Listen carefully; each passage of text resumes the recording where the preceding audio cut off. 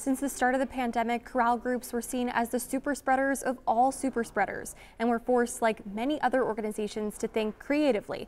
Cronkite News reporter Molly Hudson spoke with two groups about the challenges they faced and what they are doing now. In my opinion, I think it grew us together more. It made our bond stronger. Hezekiah, Santiago, and Byron have been with the Phoenix Boys Choir since before the pandemic started. When the pandemic hit, the choir shifted to rehearsals online. We really were not interested in taking a hiatus. And to us, it seemed that to our, we felt like we can figure this out. We're going to go immediately online. But the challenges were still present. It was hard to sing synchronously, so they tried creative ways to sing together while staying apart, like a car choir outside the rehearsal building.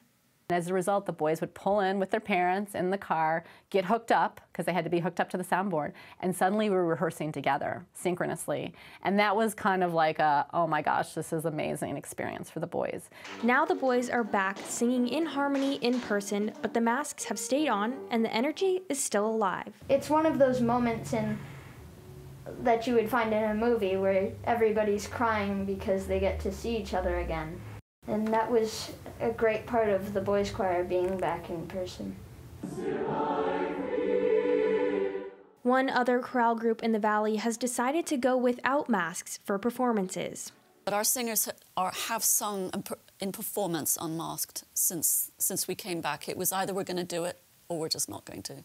Phoenix Chorale faced similar obstacles to the boys' choir. Most choirs had the choice to, especially early on, to either do nothing, find great video that they had from the past and do something with it, or to try and do something called virtual choir.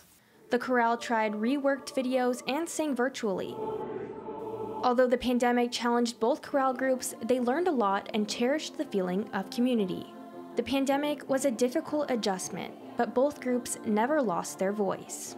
When you're in the boys' choir, you don't join and then immediately quit. You're dedicated to it. That's why we're all still in the boys' choir. In Phoenix, Molly Hudson, Cronkite News. Both organizations are in the middle of their performance season. The boys' choir is looking forward to going on tour, and the Phoenix Chorale is looking forward to their upcoming performances.